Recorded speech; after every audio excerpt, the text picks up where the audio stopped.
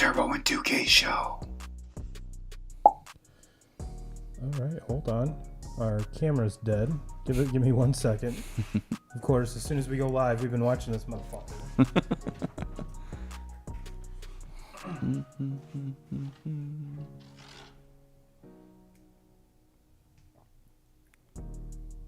Maybe.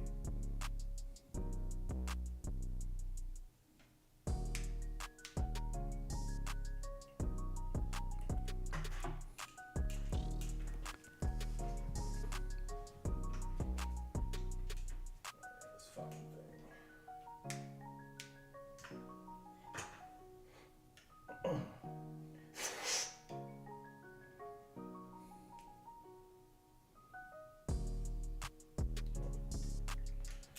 Alright, talk to the folks 2Ks. I'll be right back. Alrighty.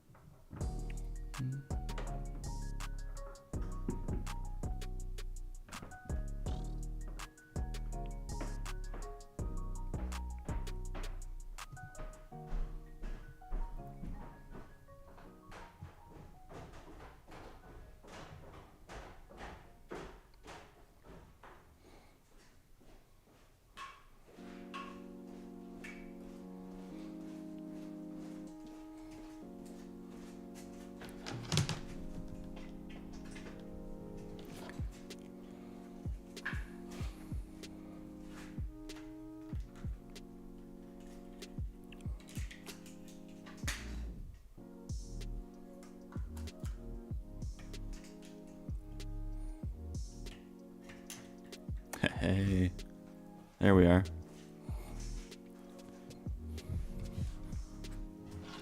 Hey, look at that.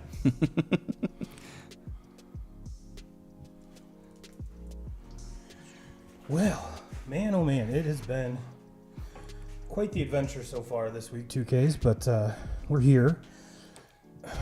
I'm out of shape. I'm fucking winded. I am winded, and then that should not happen running upstairs real quick. No. We're not cut out for that. No. But we are here. Thank you, everyone, for kind of hanging in there with us. Now you can see us. And yes, your eyes do not deceive you. It is Kyle, 2K's back in the building. I am back. Mr. Deer Slayer himself. He is back. We are back. In this week, 2K Crew, we are going to talk about, we'll break down some news. There's a couple things that have happened that I want to kind of bring to the listeners' attention, and then we're going to get and I've actually had a lot of people ask me about this. I'm going to give you the floor for a little bit. Give us your just kind of thoughts, feelings on the Michigan situation. Then we're going to dive into the Michigan-Ohio State game happening next Saturday. And if we have any time left, we're going to break down what's happened with the NFL so far this week. So let's jump into the news here, 2Ks. We've had our first really big free agency signing as far as baseball is concerned. No, it was not Shohei. Mm-hmm. It was not a lot. It wasn't the other Japanese pitcher. It was Aaron Nola deciding to stay in Philly. Which I thought he was, aside from, I honestly don't, I don't include Shohei in this because I really don't think he's a pitcher right now. Sure. But in my eyes, he was the best free agent pitcher. Mm-hmm. So to kind of take that off the market this early, kudos for Philly. Yeah. Kudos for Philly. It shows me that they're ready to add to this team that went pretty far this year and see if they can't get over that hump. Yeah, baseball is so much of just getting hot at the right time. This Philadelphia team, they seem like they really peaked there at the end of the season. Obviously, they go in the playoffs. They beat who everybody thought was the best team in all of baseball, and the Braves. They were able to go through them. Unfortunately, ran into a team that maybe peaked at a little bit of a better time than the Phillies. Talking about the Diamondbacks, kudos to the Phillies. They get this deal done early in the offseason. No questions about it. He's their ace. He's been their best pitcher. He's kind of been their go-to guy for how many years now? So to finish it all up, I think it's a great move. Me too. And I was kind of, as far as a Red Sox fan, I had him kind of pinned as my favorite free agent pitcher on the market right now. But yeah, it is what it is. Philly keeps him there, which I don't blame him. Mm-hmm.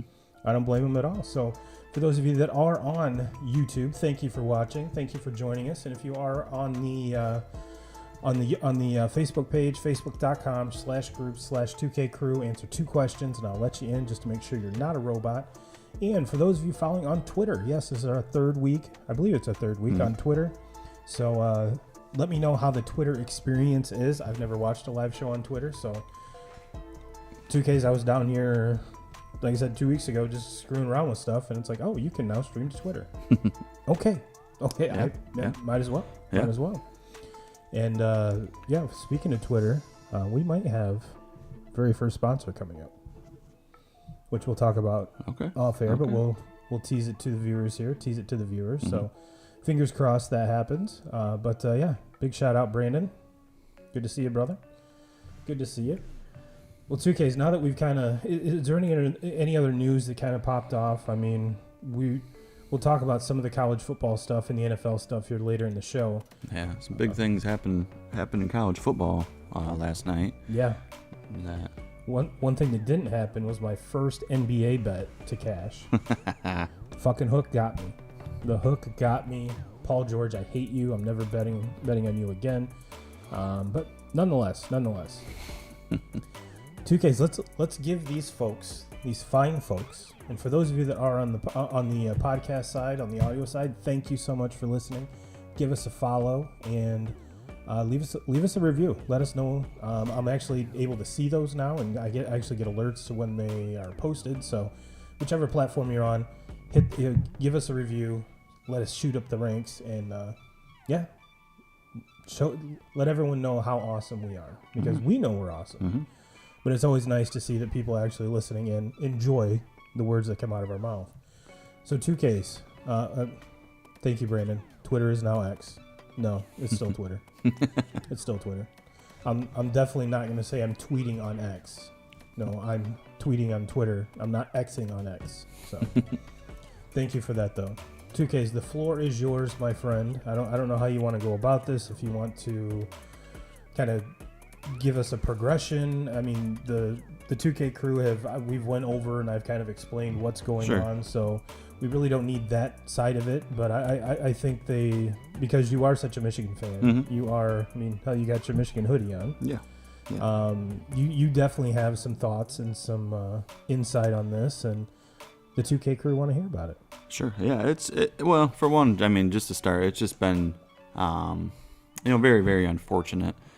That this is happening, that this is going on. It's just been kind of a shadow that's been casted over this Michigan team, and to me it kind of takes away from the success that they've had on the field this year.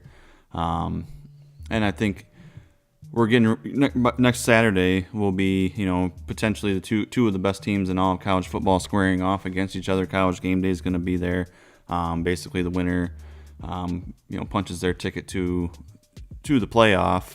Really, regardless of what happens, even though I can't see either one of these teams losing to Iowa in the conference championship game.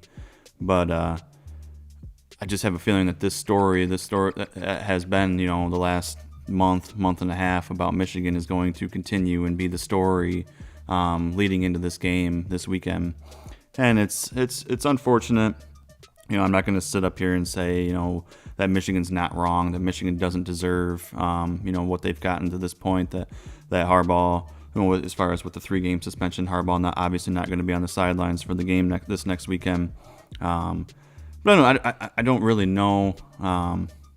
They really haven't released a whole lot of evidence other than this, this Connor Stallions obviously went way beyond the rules of what he was doing. partnered up with with a booster Uncle that T. was involved in all of this.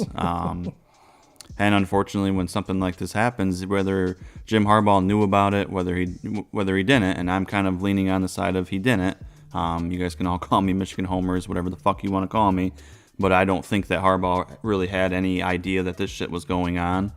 But somebody has to pay the price, and it's going to be the head coach that pays the price on this every single time. So I think, the 3-game suspension, I think it's fair to this point. Hopefully they go on to win this game, and it doesn't matter. He'll be back on the sidelines when they face off against Iowa in that conference championship game, and then we'll see him on the sidelines when Michigan punches their ticket to the Final Four playoff. But it's just been a huge distraction, and I feel bad for mostly the kids involved in all of it, because regardless of what was going on with this whole Stallions thing, I think it's pretty safe to say Michigan would be undefeated regardless of what was going on right now at this point going into this game. And at the beginning of the season, really the only team that we saw on the schedule that could potentially beat Michigan is Ohio State. But Maryland gave them one hell of a game yesterday. Yeah. And but I think it's a little bit of there's a lot of distractions going on, and eventually this team has to, kind of have a little bit of a letdown game. And I think that was yesterday. At least I hope that was yesterday, and then they move on, get their shit together, and get ready to go for this Saturday game coming up. So, that's really all I have to say about it right now. We'll see how things go. I don't think there's going to be anything more on the whole topic until you get through the off season. I don't see the NCAA doing anything. They've been a fucking joke for how long now? Ever. The Big Ten, they laid down theirs, and maybe next season they have something more that comes up. Maybe Harbaugh leaves and goes to the NFL. I don't know there's just a lot of what ifs, but I really don't give a fuck about anything next season. To me, I'm looking at what's ahead of us right now. Yeah. And nothing. You lose this game to Ohio State this weekend. Nothing really fucking matters, because it's over after that. So they just have to keep on looking to what's in front of them, and that's all they can do. Yeah, you are correct when you say that the people that are affected by this most are the players. Indeed, hands down. I mean, this is I have a hard time believing that the players knew what the hell was going on. Just like you said, some of the coaching staff had to know, but did Jim Harbaugh know? I doubt it. I doubt it, because what now? If it comes out that he did, then that's a whole different story. Oh, for sure. But as prolific of a coach as he is as tenured as he is, and as the NFL, the college stuff, I mean, he's pretty much entrenched, and so he knows the rules.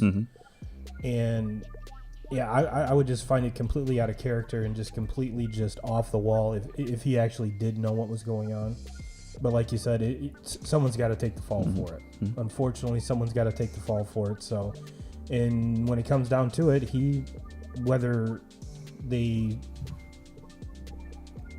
it's easy. I have a feeling what you're going to see is, regardless of some of the talk leading up to this, like, oh, Michigan's going to leave the Big Ten because of this. I don't see that happening. And I've said it time and time again. I was like, what a suck my dick move would it be for Jim Harbaugh to be like, I'm not going nowhere. This is where I want to be. Now, is he flirted with the NFL a couple times? Absolutely. Sure. But this is one of those. I would be more entrenched if I was Jim Harbaugh at Michigan because of this. Yeah. And you're not going to push me away. You're not going to push me away because of something like this. Yeah. And you could see it in the team. It has galvanized them. Well, I don't think there's a, I'm not saying that there's not, obviously very, very close relationships with other college coaches and their players, but I don't know if there's a college coach that has the type of relationship that he has with his players. I mean, I think that was a major factor of him coming back this season was, I mean, he just knew that this team was special, that they had, guys like Blake Corum decided to come back when they could have went. Obviously, 3 or 4 guys on that offensive line were probably good enough to go and be drafted, and they decided to come back. And major guys on the defense decided to come back. And I think that was just a major,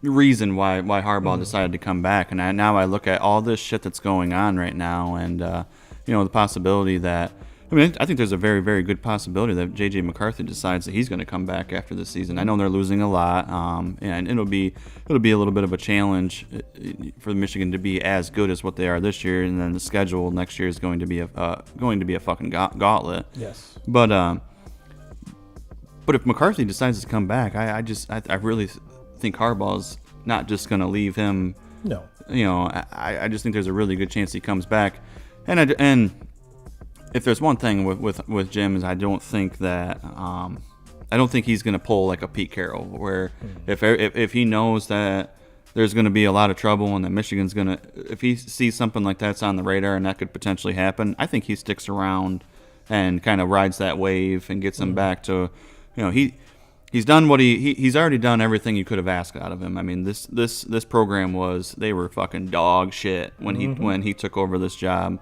And it took some time. It took a lot of time. I think it took a lot more time than what some people, kind of thought it would take. But he's finally got this program back to that elite level. I mean, we're talking they have the opportunity to win this game next weekend and punch their ticket to the playoff 3 straight years. Now it's not the conversation of, is this team good enough to get to win the Big Ten? Are they good enough to get to the playoff? Now we're talking, okay, are we good enough to beat those elite programs, those other elite programs, the Georgias, the Alabamas, and that's what they haven't done yet. That's what they haven't, to this point. So, but he's got them back in that conversation. And if you go back, 6, 7, 8 years ago when he was just taking this job and just starting off, Michigan wasn't even close to this. No, not even close. Not even. I mean, I remember vivid conversations with you and amongst other Michigan fans, and it's like, okay, well, Notre Dame or Michigan are not going to be anywhere near contention until we get a quarterback. Mm-hmm. Yep. And Michigan finally has one. Finally did, yeah. I mean, that's the thing, and has that quarterback, but still really hasn't had a major games where he's had to rely on that quarterback. They still rely on running the football. Oh, sure. But that that kind of gets me to my next thing with Michigan, kind of leading up to a little bit of pregame conversation for the game next week, is I think Michigan needs to do a better job of getting balanced offensively for McCarthy. I mean, you can't just. I understand that they can run the ball on teams, and like they did in the Penn State game where they completely dominated Penn State. I mean.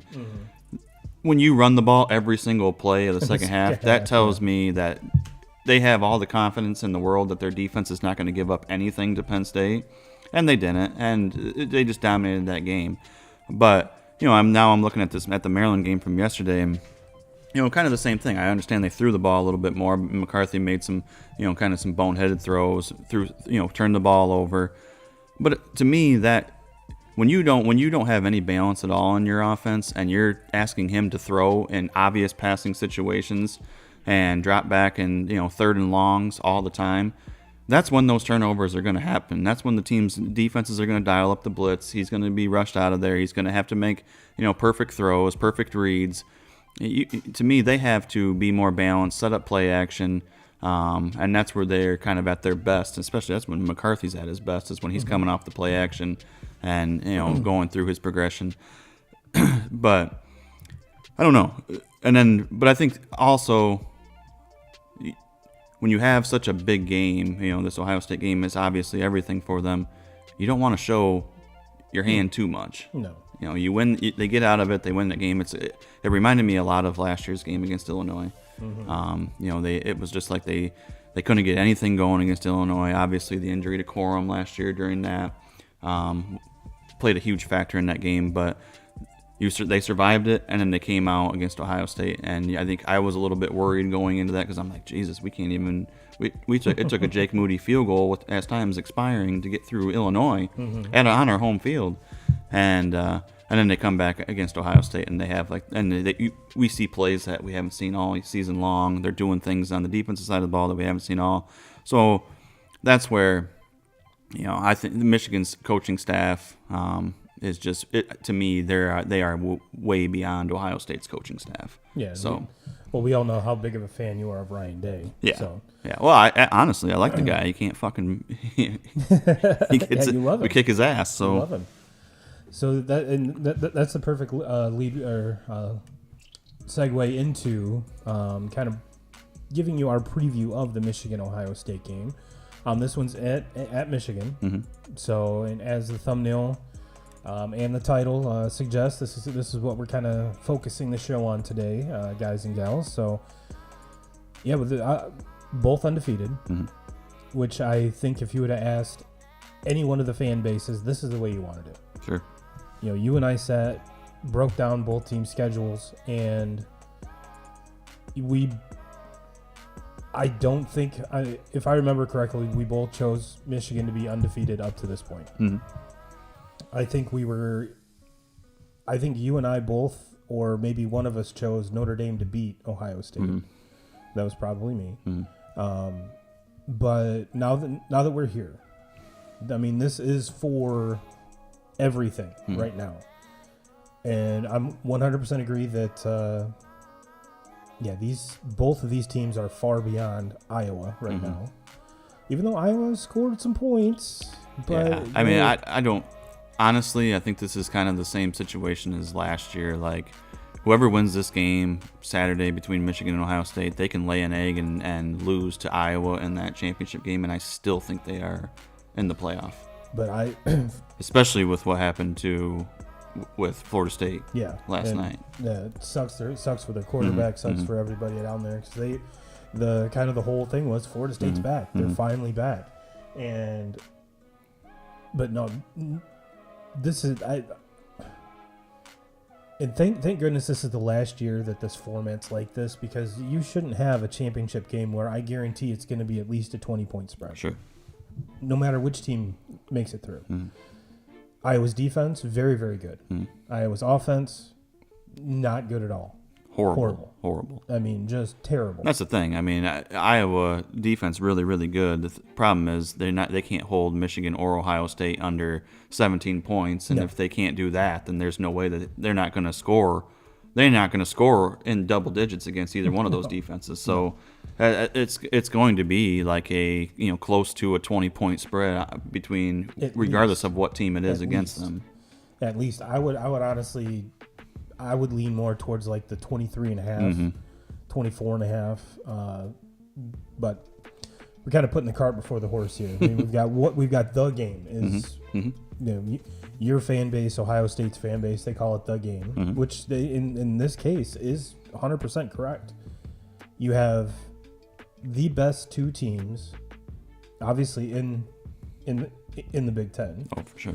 Two of the top five. Mm-hmm. Two of the top four, two of the top three, depending on mm-hmm. where they're going to shuffle them. And this is, if I don't care if you're a Michigan fan, I don't care if you're an Ohio State fan. Hell, I'm a Notre Dame fan, and I'm excited for this game. Mm-hmm. I want to see, in the past 2 years, we've kind of had the same lead up. Sure. But I think this year it's a different Ohio State team. You don't have C.J. Stroud. Mm-hmm. Obviously, he's balling out in Houston.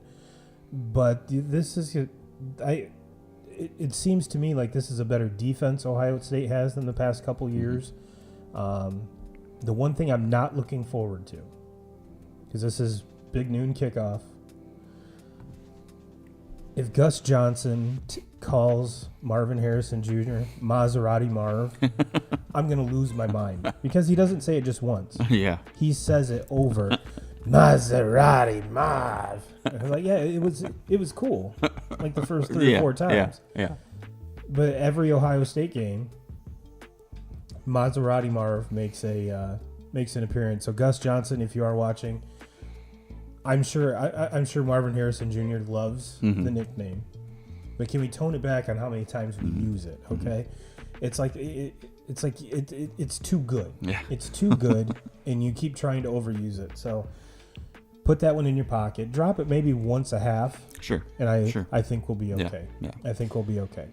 Yeah. But in my opinion, Notre Dame gave Michigan a perfect blueprint on how to slow down Maserati, because he was held like 3 catches for under 50 yards. Yeah.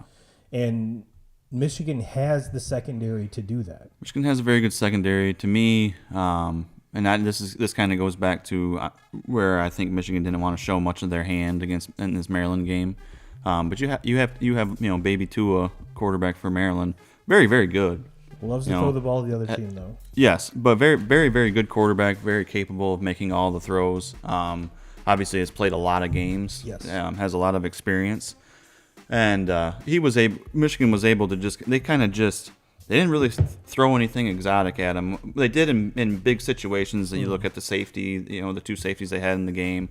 Those were big situations. But for the most part, they kind of just rushed 3-4 at him and let him have all day back there to throw. And I don't care how good your secondary is. If you give them all day, receivers are going to get open. Sure. And these Ohio State receivers that they have, they're going to get open if you give them all day. So to me, you have Kyle McCord, who I don't think he's definitely not C.J. Stroud. No. Definitely not C.J. Stroud. Michigan has to dial it up on him, and they have to make him as uncomfortable as they can and just try to mix it up, because they have so much depth on that defensive line, and they can rotate guys in, so they should never have issues with guys not being fresh. And to me, it is get after him, dial it up, and because I don't think you have Marvin Harrison Jr. I don't give a shit what you throw at him. He's the best wide receiver in college football. He is going to make plays. Yes. So you have to get at the quarterback. You have to try to make him get rid of the ball quick. You have to try to make him be inaccurate. And that's what I think Michigan does defensively here on Saturday to kind of take away from that. Look, Harrison's going to make his plays. He's going to, when this game is all said and done, he probably has a touchdown. He probably goes for over 70, 80 yards. That's just the kind of player he is. But if you can slow him, if you can keep him at that and then slow down all the other guys, not let Mbakwa or whatever his name is. What's the tight end? And Stover. That dude, geez. I mean, they got weapons. Yeah.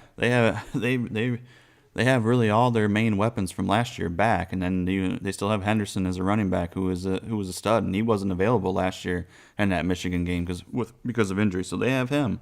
So they have the weapons, but I think right now the one person on Ohio State's roster that just hasn't really proven himself to be very good to this point is Kyle McCord, and I think Michigan has to do a really, really good job of making him as uncomfortable as they can. 100%. And what I expect out of this game is I think it's going to be more of a low scoring game. Yeah.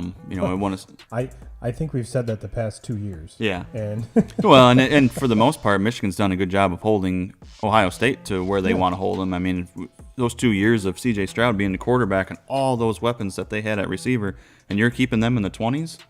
Michigan just ran the football on them 2 years in a row now. I don't think that's going to happen this year against their defense now. I mean, they can still run the ball with success, but I don't think I'm going to see 3 or 4 touchdowns that go for over 50, 60 yards like we have here, in recent years. So we'll see. I mean, that's the thing about this game is you're going to get the best shot from both of them, and it's just anything can happen. But I think if I'm betting on this game, I think it's going to be a very, very close game, a very tight game, and could definitely come down to who has the ball last. And I mean it should be an exciting one.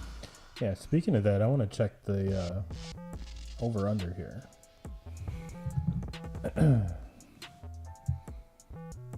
You would think as a good host, I would already done this.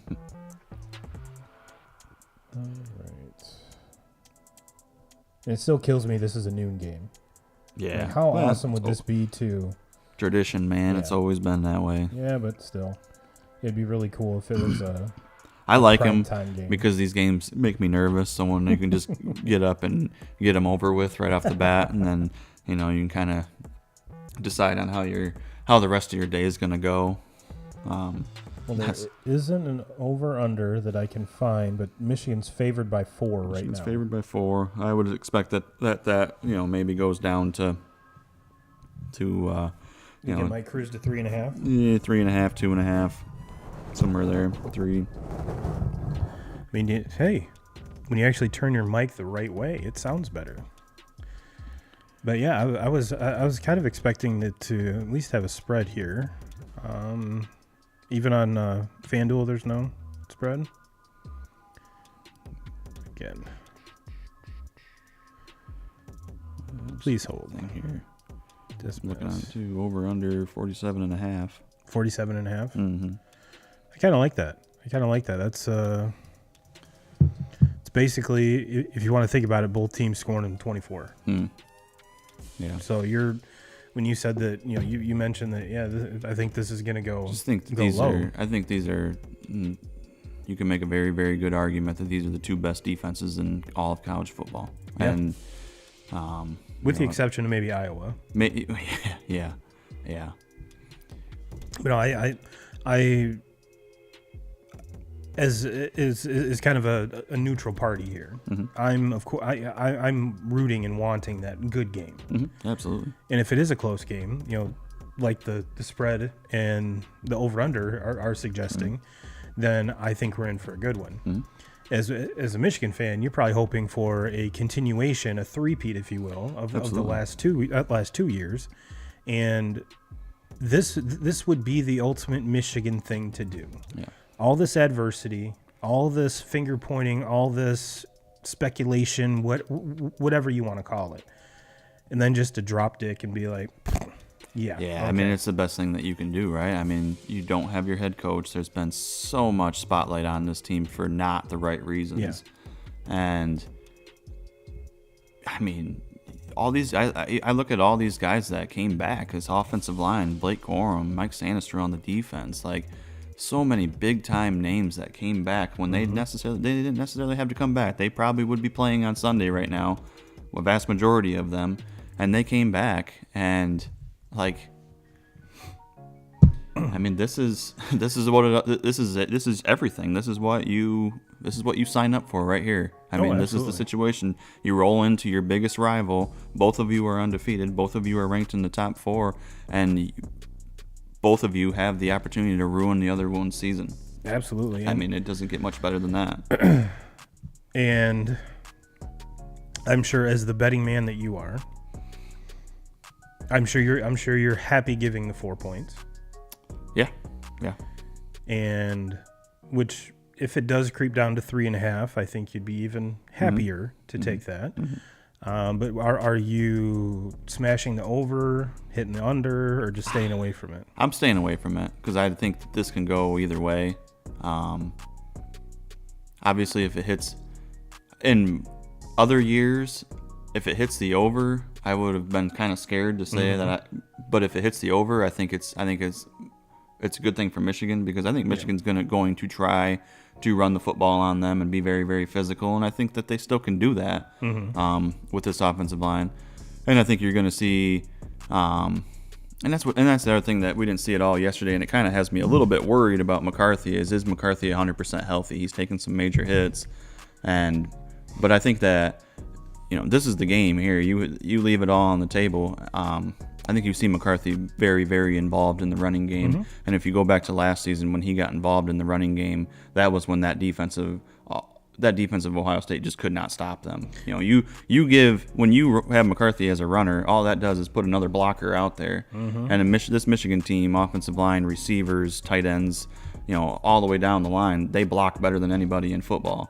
So I think McCarthy is going to be a very, very major focal point on Michigan's success with him running the football. There's going to be some design runs in there. There's going to be some read options, and there's going to be a lot of opportunity for him to run the football. And if they can get that going, they're going to be very hard to stop. I honestly think they have to, or he has to, for one.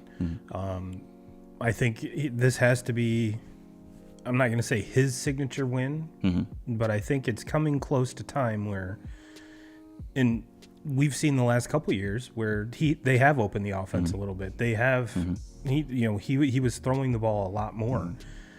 And he obviously can. Yeah. He obviously can. Yeah. And I'm sure 100% of him as his person was like, yo, you want me to go for 450? Yeah. Because I can. Yeah.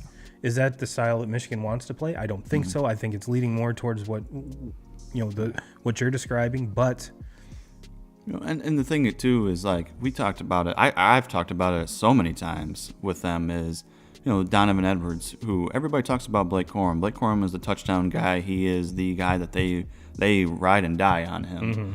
And why wouldn't you? I mean, he's one of the best running backs in college football. He's probably damn good chance he's going to break, Thomas's all-time record for touchdowns at Michigan, which is insane. I mean, to think about. Because he went over 50. Yeah, now he's at 51. Was it 55? 55 is the record. And but for me, I've always been on Edwards, and I've said it a lot. Like, he's so good in the passing game. He catches the ball out of the backfield really, really well, and they haven't done it this year. No. And I just keep on thinking, like, all right, are they saving this? And are we going to see a lot of those two on the field at the same time? They're going to get him involved in the passing game, because all you got to do is give him a little bit of space, and he's gone. I mean, he's got the speed. Ohio State knows that. They saw number 7 a lot chasing him last year. So I don't know. We'll see. We'll see what they dial up. I think with Michigan, they haven't showed what really anything. I mean, and that's kind of the benefit that you get, right? When you don't. I mean, everybody can sit there and say, "Oh, they haven't fucking played against anybody. They haven't played against anybody." That was the knock on them last year. They didn't play anybody. Well, they fucking beat the fuck out of Ohio State in the biggest game. So does it really matter? No. So my thing is, you don't play anybody, you don't have to show all your cards. So then you go into the biggest game of the season, and that's when you show. And I don't know. That's where I'm kind of at. I think you're going to see a lot of McCarthy involved, and I think you're going to see Edwards more involved than what he has been. And then obviously, you're going to ride on Blake Corum, and especially when they get down into those, goal to go, possessions. Obviously, you're going to ride on Corum. He's the one that gets in the end zone 9 times out of 10. So. I'm excited about it. It should be one hell of a football game. I agree. I 100% agree. And like I said, I don't have a dog in the fight, but I am I am stoked because we've gotten here, and this is what we've anticipated. This is what we've been waiting for, and the eve is finally here. The eve is finally here.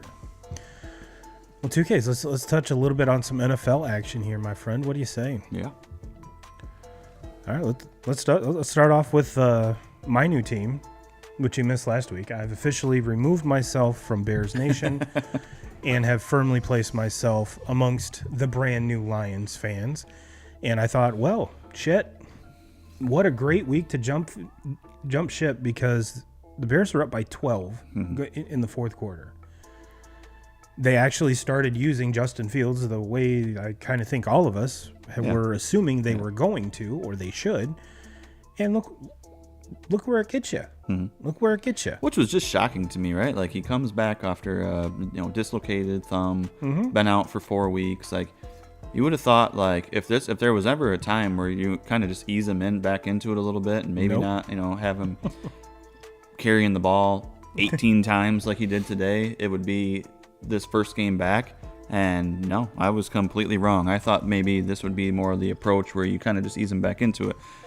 And that's what I don't understand with the Bears is, like, the first 2-3 weeks of the season when they were so bad, when everybody was talking about Fields as, he's not the guy. You have to draft a different quarterback, and it was like, did they really give him a chance? I mean, I remember I was at the Bears and Packers game in week 1, and they have maybe like one designed run for the guy. Yeah.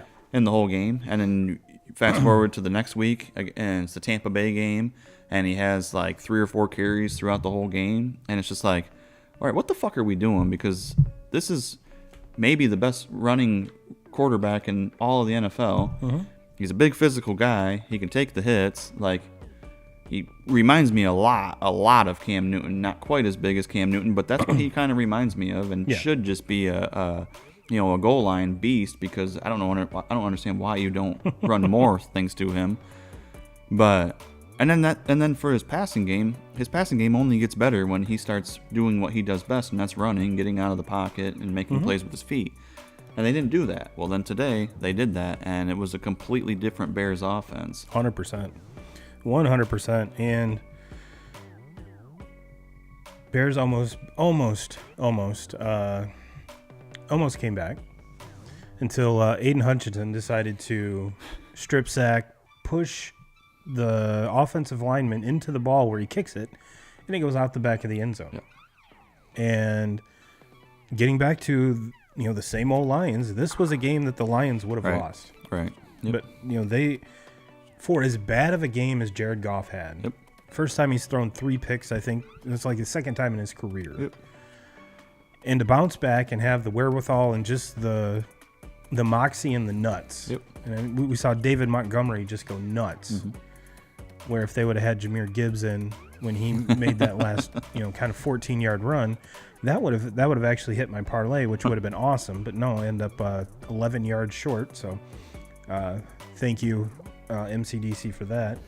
But no, I really like this Lions team, and it's the first time they've been 8-2 since like 1950. Mm-hmm. So Lions are for real, dude. Yeah, they are absolutely for real. And today was just like you said. I mean, Goff plays so bad. He has 3 interceptions, and they fumble a kick return, give it right back to the Bears, and in their territory, and just they battled through all of that. And I mean, this was to me. I mean, I understand the Lions.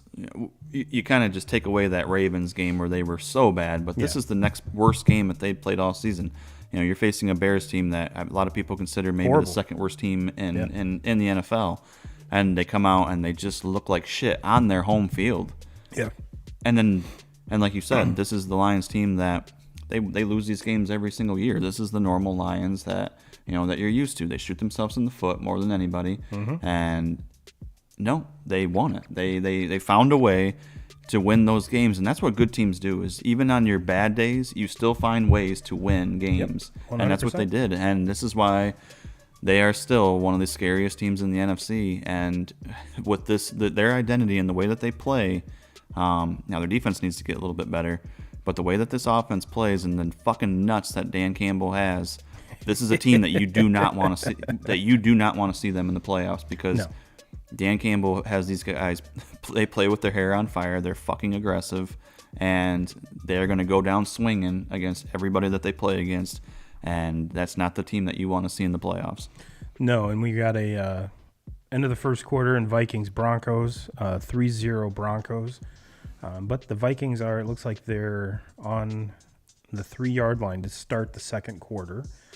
Steelers-Browns, who cares? Texans-Cardinals, we already mentioned. C.J. Stroud not only looking to run away with the offensive rookie of the year, but could possibly be the MVP. Mm-hmm. I mean, this kid is playing absolutely bananas right now. And another big win for the Texans. Let's see, check the box score here. I'm interested to see how Kyler did. 16 points. Kyler was pretty good today. 20 of 30, 214, 1 touchdown and a pick.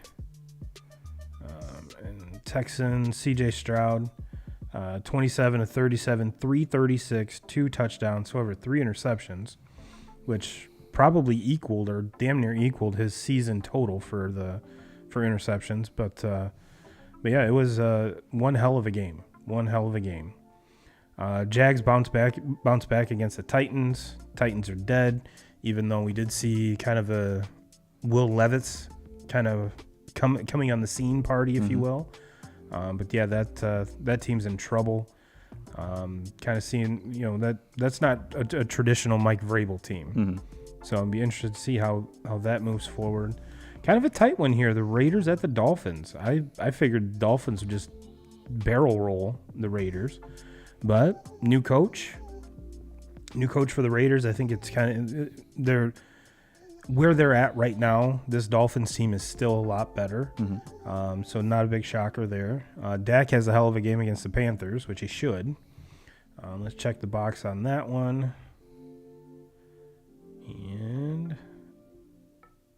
25 of 38, 189, 2 touchdowns, no interceptions, which is kind of the always have to check that with Dak. And 2Ks, there's people saying that this is the best Dak Prescott they've seen. And as far as these last handful of weeks, it's kind of hard to argue that. Sure. He's not giving the ball away. He's playing very good football. And I think once he kind of found Brandon Cooks there, it kind of added one more wrinkle, one more element. And we've seen both him and CeeDee Lamb kind of be the beneficiaries of that. So I'm extremely happy for all those Cowboy fans. Rich, 2Ks. So yeah, and again, that is a team that they should barrel roll. Absolutely. Barrel roll. Packers get a big win at home against the Chargers. That was a huge win for them. Huge win for them. I honestly, there is no way in hell this Chargers team can be this bad. They're 4-6. No, it's. I think Brandon Staley is. It's got to be it for him. I mean, right? Yeah. You have Justin Herbert's too damn good. They got too much talent on offense. That's what this whole situation. I feel bad for Herbert, and I feel really, really bad for Keenan Allen. Because Keenan Allen is an absolute fucking stud. Allen had 10 catches, goes over 100 yards again with a touchdown. People don't even talk about Keenan Allen, and to me, he is a. I think it's easy. He's a top 5 wide receiver in the NFL right now. Like Did you see his catch for 10,000 yards in the league? Yeah, insane. Yeah, absolutely insane. The guy is just a workhorse, and it's like that's what you see on a weekly basis is 9-10 catches from him, and there's some really, really good receivers out there, obviously, but that have a lot more God-given talent, ability, speed, athleticism than him. But that dude just knows how to get open, and if anything touches his hands, he catches it. And he probably has the best beard game. He does have a great beard game in the wide receiver game. But let's not just bag on the Chargers here, 2Ks. Jordan Love had a hell of a game. 27 of 40, 322, and 2 touchdowns and no interceptions, 2Ks. That's been his bugaboo. Why they're not getting Aaron Jones the ball more, I don't know. Did not watch any of this game. He hit 4 carries for 14 yards. And had 1 catch for 3 yards. So I don't know if he went out with an injury, but it seems like they're just not really getting him the ball. No. Giants, big win over the Commanders with a quarterback that still lives with his parents. Could you imagine Thanksgiving dinner at their house? Tommy DeVito, Paisan, 18 of 26, 246 yards, 3 touchdowns. Saquon, 14 carries, 83 yards. And 4 catches, 57 yards, and 2 touchdowns. So yeah, this was a game I did not have circled to even pay attention to because the Giants stink, and the Commanders have traded away. It seems like every single guy on their defense, kind of like the Bears did last year. However, the Bears traded for one of them and then signed him to an extension. Where if they would have just signed their guys from last year to an extension, we probably wouldn't be in this situation. But Paisan, good win. 49ers Bucks. I think this went according to how all of us the Niners are back. The Niners slid there for a couple weeks. You obviously don't have the best offensive lineman in Trent Williams on the field with injury. And then a guy like Deebo Samuel, I mean, those are the 2 guys that I think really make that team go. Even though you have talent like Christian McCaffrey, George Kittle, Brandon Ayuk, those kind of guys. But Deebo Samuel and Trent Williams are the kind of the glue to that team. They're what hold everybody together. You see them every single time that they're playing in games. Those are the 2 that are leading the whole team out on the field. With the boombox. Yes, those are the 2 guys. So when you don't have them, that's kind of what those couple weeks there where they really scuffled and kind of looked like shit. They had the same thing, in common with both of them. Either one of those guys were on the field. So getting those guys back, this Niners team has been right back to where I think we kind of all see them being at the end of the season. To me, they're the best team. They're the best team in the NFC for sure. Brock Purdy has almost more touchdown passes than incompletions in this game. Yeah. He went 21 of 25, 333, 3 touchdowns, no interceptions. He was awesome today. 21 completions for over 300 yards is insane. And he hit the over in rushing yards today, which made me in my parlay made me about $700. So yeah. But McCaffrey finds the end zone again, so life is good. Everything's back to normal. Yeah. Ayuk has probably the biggest game of them all: 5 catches, 156 yards, and a touchdown. So it's good to see that. Good to see they're back on. That offense is just so scary good. Yeah. Like, I mean, Their tomorrow defense, too. night's game is going to be awesome. It's a Super Bowl rematch with the Eagles and Chiefs. But those two teams don't even have the talent that this 49ers offense has. And if the 49ers would have had their starting quarterback last year for more than 4 plays, it's a whole different story. Yeah. And that's what I'm saying. Like, if Brock Purdy plays at the level that he plays at today, I don't think anybody in football can beat them. No.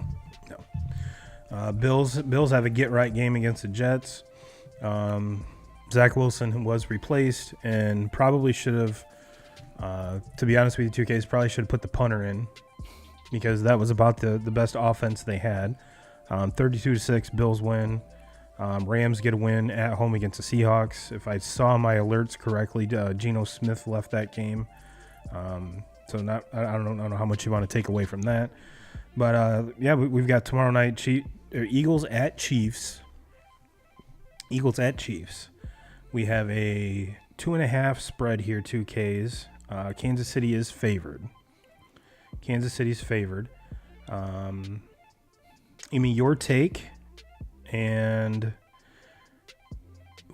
now let's give some preface here. This is going to be a get-right game for Travis Kelce because not only is T Swift in the building, Papa T Swift, Mama T Swift, Papa Kelce, Mama Kelce, the whole family's going to be at this game. So if you're a betting person, which we are, Travis Kelce finds the end zone, has over 100 yards receiving, and over, I'll go 7.5 catches. That's my line for him. Now, with that being said, who wins and by how much? This one's tough. Yeah, it's hard to go against the Chiefs in this one. It's a primetime game, Monday Night Football, obviously. Big-time situations. This is when you get the best of Patrick Mahomes every single time. Like, then Travis Kelce on that. So you think, like, you're going to go with the Chiefs. But I'm telling you, man, this Eagles team is just... Jalen Hurts is playing the best football, and his season that he had last year where he was just phenomenal. I think he's even topping it this year. He's playing even better. A.J. Brown has been the best wide receiver in the NFL, with exception of maybe Tyreek Hill. Tyreek Hill, yeah. But I still probably give the nod to A.J. Brown consistent on that because A.J. Brown is just... he's just a friggin' beast, man. Yeah, and then 7 games in a row, over 150 receiving yards or something crazy like that. And what the Eagles didn't have last year, their running game was pretty good, but it was mostly Jalen Hurts doing all that running. Well, now he doesn't have to be that runner because they have Swift in that offense, and that's what makes them even better and why I think they're the better football team. They're a better football team this year from what they were last. Probably the best offensive line in football, Eagles. But you got all of those Swifties back in town. The Chiefs are the home team. I can't go away from the Chiefs in this one. I think Travis Kelce is going to have a huge game. I think Patrick Mahomes is going to have a huge game. I think this is going to be a very high-scoring game. I think it's going to be kind of a shootout. But I think the Chiefs win this one. And this is a Chiefs defense that's probably the best defense Patrick Mahomes has ever had. Absolutely, for sure. And I honestly think that's going to be the X factor. Yeah, is they're able to get the turnover that wins the game. And the Eagles' secondary has been a little bit shaky to this point in the season. I mean, that's one thing that they have given up is they've given up some yards to opposing quarterbacks, and that to me, any kind of a you give up any kind of, if you have any weakness at all, especially in your pass coverage, Patrick Mahomes is going to find and exploit 100%. Exploit that, and in these huge situations. And this is the biggest game of the season for both of these teams. Mm-hmm. Oh yeah, it's a rematch of last year's Super Bowl. I think you see a lot of similarities to last year's Super Bowl, and there's a lot of very similar faces. Yeah, a lot of very similar faces. Well, 2Ks, it's that time, and it's now that we have you back, we can actually do a top 5. Yeah. So I think it's kind of silly for me to sit here and try to do a top 5 by myself. But this week we're doing top 5, aside from turkey 2Ks, top 5 Thanksgiving foods. Top 5 Thanksgiving foods. Start us off with your number 5 2Ks. Number 5, I'm going to go with... It's on everybody's plate on Thanksgiving, and it's not that I don't like it, but I don't know. Some people rave about it like it's their favorite thing on Thanksgiving to eat. I'm gonna go with stuffing. Mm-hmm. I like it. It's obvious. It's gonna be on my plate. Yeah. But it's not like it's what I normally eat first to get it off my plate, so I can go attack these next 4 things that are on my list. Now, are you stovetop stuffing guy or homemade stuffing guy? It doesn't matter to me. Matter? No, it doesn't matter. All right. And number 4? Number 4, I'm going to go dessert-wise, and I'm not a big dessert guy, so that's why it falls, later on my list. It's not pumpkin pie, but I love apple pie. Ooh, I like it. So I'll have apple pie at number 4. Now, is obviously with Cool Whip? Oh, yeah, for sure. Or for sure. Ready ice cream, Whip? Ice cream, Ooh, yeah, too. play. Put some ice cream on there. Yeah, for sure. Vanilla? Yeah. Oh. It's got to be vanilla. Vanilla with all pie. Yeah, I agree. I agree. And anything else is just insanity. Yeah. Just insanity. Yeah. Number 3. Number 3, I am going to go with... Can't go with turkey, huh? No, that's kind of a staple. Kind of a staple. That, and I haven't met a single person that likes the turkey over the accoutrement. Yeah, you know what I mean? My last 3 things after turkey are my 3 favorite sides on Thanksgiving. So third is my third on the list. I'm gonna go with corn souffle. Ooh, I've never had corn souffle. Corn souffle. Oh, fucking amazing. It's like fucking cornbread. Oh, okay. And then you just add butter onto it. Butter it all up and good stuff. Number 2. Number 2, I can go either way on both of these. I love both of them. But at number 2, I'm going to go with mashed potatoes. I dig it. Gravy or no gravy? Butter? Absolutely gravy. Okay. Butter and gravy. Put it all on there. I didn't think you were a communist, but I just wanted the 2K crew to know that I you have are not. my whole. If you see my plate, there's gravy on all of it. Of course. So I have everything, and then I just gravy it all. Mm-hmm. Some people just get their taters. No, I want it all gravied up. No. It's just like if you breakfast, I have sausage gravy on my entire breakfast. Yes, absolutely. So fuck yeah, gravy. All right, and your number 1. Number 1, mac and cheese. Yeah. I love macaroni and cheese. Bake it. I would say the mac and cheese has to be homemade. Yes, it can't be Blue Box. It can't be Velveeta. Nope. No, it's got to be. Got to have that baked hard shell cheese over top of it. Yes. Yeah, 100%.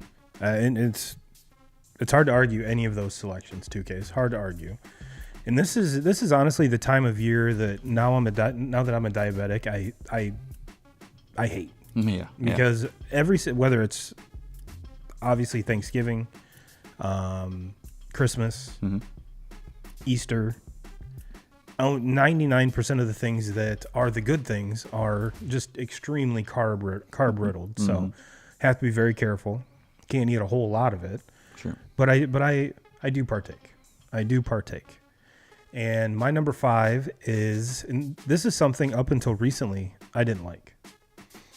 But since my wife started gardening, her green bean casserole with the green beans out of the garden are magnificent. It puts it up to a whole other level. Whereas before it's like, all right, this is mush. Yeah. It's you're talking like with the can. Yeah. And then I agree. You kind of, the only reason you really eat it is for the onions on top. No, this whole thing's a banger. Whole thing is a banger. My number 4, I'm going dessert as well, but I'm going a little bit different. I'm one of the weirdos that likes pumpkin pie. I like pumpkin pie. I'll eat a piece of it every now and again, but I'm just like apple pie number 1. Now, pumpkin roll? That's where I'm going. Kristen just made I think 6 of them today. So the house smells fantastic. I bet. House smells fantastic. So very, very excited for that. Number 3, I'm gonna throw you a curveball here, 2Ks. Number 3, I got ham. Mm-hmm. Like I like turkey, but after like a couple pieces, I'm good. Mm-hmm. I'm good unless it's smoked turkey and I can get down on the turkey leg. Mm-hmm. Then we're talking whole other experience. But as far as just whether you bake it, deep fry it, I'm more of a dark meat guy. Sure. Same with chicken. So it's one of those things. It is what it is. Mm-hmm. It's a staple. Do I enjoy it? Yes, but it would be like number 7 on this list. But if there's a ham, I'm throwing down at dinner or lunch because we usually have it during lunchtime. I'm coming back to that for dinner, and I'm probably coming back to that again for lunch on Friday. Mm-hmm. So that's how much I really, and same thing on Christmas. I would much prefer a ham than a turkey. Sure. So the only thing that tops that is my parents do steaks. So obviously that's a game changer. Yeah, fuck yeah. And steaks are in a whole other category besides ham and turkey. But my number two has got to be, I got to go mashed potatoes here too. I got to go mashed potatoes. And my number 1, I'm taking your number 5 and putting it number 1. Okay. That's how much I like stuffing. Okay. Now, with me, I'm weird. I'm the same as you. Everything on my plate has gravy, unless there's ham, because you don't put turkey gravy on ham. But I mean, you can. You can. I mean, I'm not going to judge you for it, but I'll judge the shit out of you. And this is coming from a guy who, his grandfather would put gravy on cake. I can't do that. No, I will judge you for that. That's no. And it was always German chocolate cake with like the coconut frosting. That was both my grandpa and my dad's favorite. Yeah, cake. there's some weird things. My dad puts sugar on mac and cheese, and I'm like, why? What are you doing? Like, and for me, like, I love mac and cheese so much. So when you fuck with it, it just irritates me. I'm like, no, it has everything it needs. It doesn't need anything more. No. Like maybe if you want to put a little pepper on it or something, I can get down with that. Yeah. But fucking sugar? No. Truly no, weird. Papa 2K is that's fucked up. That's not That's over the line. Yeah. That's over the line. Yep. I've never understood it. If you look at my plate, especially when I was a kid, the mashed potatoes, the corn, the stuffing, the gravy, all mixed together. Kind of like a turkey pot pie without the crust on my plate. Love that. So you get a little bit of everything in every bite. And you don't have to make multiple stabs with the fork. You're streamlining the whole process here. Yeah. And that way, too, you get the correct gravy ratio on everything. For sure. So, yeah. Turbo's Thanksgiving eating is whole other level. Yeah. Or even one more level of being a fat ass. Whichever. I'm not. But tis the season to be a fat ass. For sure. I mean, and look, I fucking just love food. So any conversation that we can have where you basically are like, your dinner plate is like a science project, I can get down with that shit. Yeah. Like, oh yeah. Yeah, and before we get out of here, 2K crew, one thing I always like to remind people is, especially when it comes to Thanksgiving and Christmas, it's not about what's on the table, but who's around the table. So keep that in mind, because there could be someone sitting at your table that this could be the last holiday they could be around for. So as annoying as they can be, as weird shit as they do, like put gravy on their cake, let them do it. Yeah, let them be you. They're not shoving it in your face, making you eat it. So let's all enjoy our loved ones this time of year, 2K crew. And is there anything else we missed here, 2Ks? It's good to have you back.